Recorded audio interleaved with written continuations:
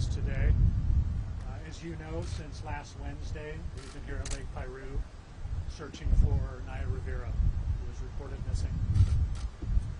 Each day we've utilized dozens of personnel on watercraft and helicopters with unmanned aerial systems and on shore, conducting a methodical and comprehensive search. Today our search teams have recovered a body in the lake. Based on the location where the body was found, physical characteristics of the body, clothing found on the body, and the physical condition of the body, as well as the absence of any other persons reported missing in the area, we are confident the body we found is that of Naya Rivera. She was found in a northeastern portion of the lake, near the surface of the water. The depth of the water in that area is between 35 and 60 feet deep, and there's heavy brush and trees on the lake bed there. As you can imagine, it has been an extremely difficult time for her family throughout this ordeal. As fathers, mothers, sons, and daughters, our hearts are with them, and we share in their grief for Naya's loss. We've been in direct contact with the family throughout this entire time, and we've kept them updated on the progress of our search efforts throughout. Our hearts also go out to Naya's many friends and fans who have been holding out hope for the best over the past few days. Detectives from our Major Crimes Bureau began working this case from the onset. Their work on this case revealed there was no indication of foul play and no indication this was a suicide.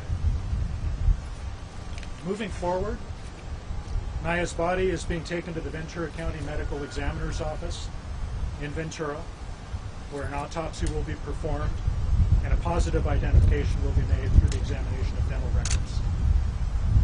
Just to share with you a recap of this incident and our response to it, on July 8th, 2020, last Wednesday, Naya Rivera came to Lake Piru and rented a pontoon boat at the dock. She and her 4-year-old son left the dock at approximately 1 p.m. and headed toward the northern portion of the lake. We identified specific areas they visited that day by looking at the shoreline features in the background of FaceTime videos when she was chatting with family members while out on the lake. We know from speaking with her son that he and Naya swam in the lake together at some point during their journey. It was during that time that her son described being helped into the boat by Naya, who boosted him onto the deck from behind. He back and saw her disappear under the surface of the water. Naya's son was later found asleep on the boat, which was adrift in the north Narrows, when a leasing agent searched for the watercraft, which was overdue for return.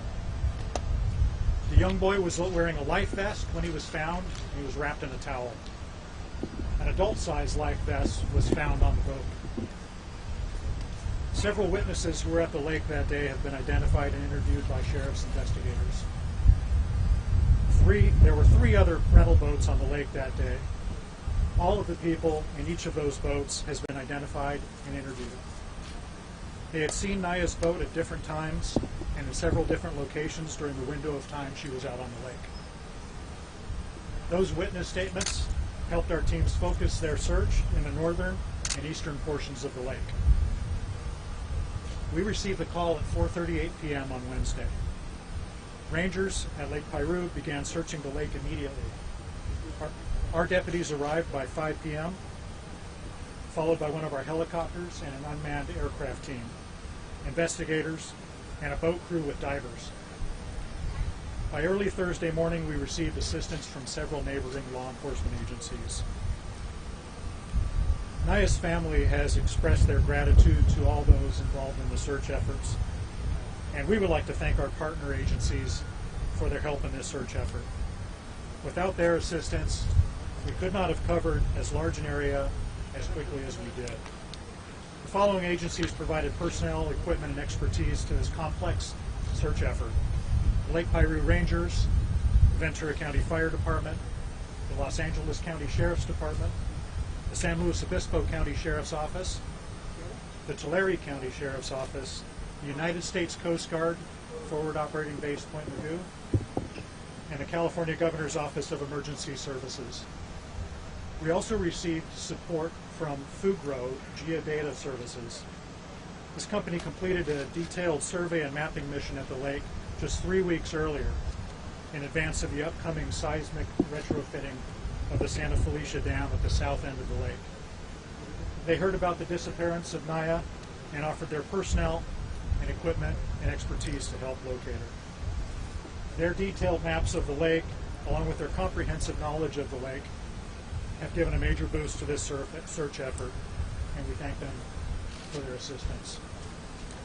That concludes my comments, and I am available with my team here to answer any questions that you may have. We do. We do have Spanish language available. Sheriff, do you believe she was in that location the whole time, or do you believe that she floated in the spot because of the decomposition? Sheriff, did you talk to stuff on the We do believe she was in that area when she went swimming, based on our conversations with her son, the information that we had from the witnesses in the area. The search effort had been focused in that area. As I mentioned, there's heavy brush, 15 to 20 feet in height, that had grown when the lake was drier. That was an empty canyon, the tributary into the lake itself, and so you had a lot of growth that sprung up there. When the lake refilled with water, that growth remained and made it very, very difficult for divers, for our sonar operators, and for our searchers to search that area. We did focus on that area. We had our entire dive team scouring that area yesterday, and they were not able to find her.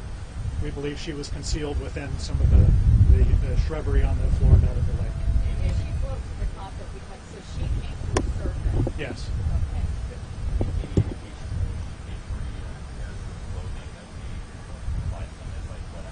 There is a detailed examination of the body yet to take place, but the initial examination from the medical examiner's office does not reveal anything that makes us suspect there's any sort of foul play involved.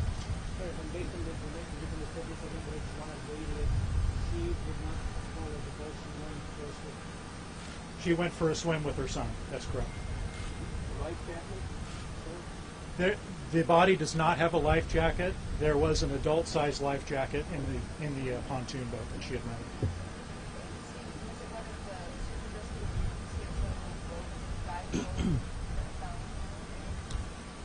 It was rescuers involved with the operation. The individuals that happened to find her today were Lake Piru Park Rangers. What was the condition of the body The condition or position? I'm sorry, you're saying condition? The body was floating near the surface of the water. I don't have the specific information as to whether the body was facing up or down. The body looked as though it had been in the water for several days. Is there any indication from family or friends whether she knew how to swim? I don't have that information. Yeah, I'm sorry. What time did they find her again? I'm sorry. What time was it? About 9:10. Sheriff, the sign over there says no swimming. So is swimming allowed here or not? Swimming is allowed in this lake, and it's typically what we see at this lake is typically watercraft recreation. Not a whole lot of swimming, but it is allowed. That's right here at the pier near the dock. Can you tell us anything about her family's visit? Her family has been at the lake every day, holding out hope and communicating with our investigators and our staff. We've been in constant communication with them. We've given them information before making it publicly available. And the visit today, you saw that she was her parents? Yes, that's right. Yes.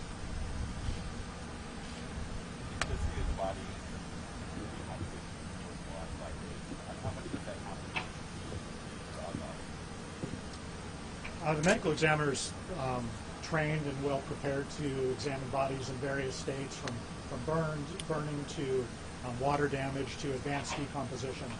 It does complicate things a little bit. In this case, there's decomposition that takes place, natural process.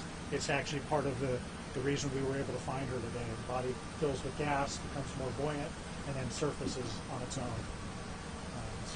I don't anticipate there'll be any problems conducting a post-mortem autopsy. Sheriff, you indicated that according to your knowledge, she went for a swim with her son. Do we know how he was able to make it back into the boat and how come she didn't? Is that the case? It would be speculation to say at this point. There are a lot of currents on the lake that appear particularly in the afternoon. We believe it was mid-afternoon when she disappeared. The idea perhaps being that the boat started drifting, it was unanchored, and that she mustered enough energy to get her son back onto the boat, but not enough to save herself. But we know the fact that the son went into the lake. Yeah, the son was in the water, yes. We can get somebody who can talk to us in Spanish. If there's no question. We do have a Spanish interpreter. Are there ladders on those rental boats? That's There are ladders on the boats. Yes. They're designed for swimming. Luego ahí, ¿no? Ahí mismo, sí. Ahí está. Thank you very much. Thank you, everybody. That concludes the press conference.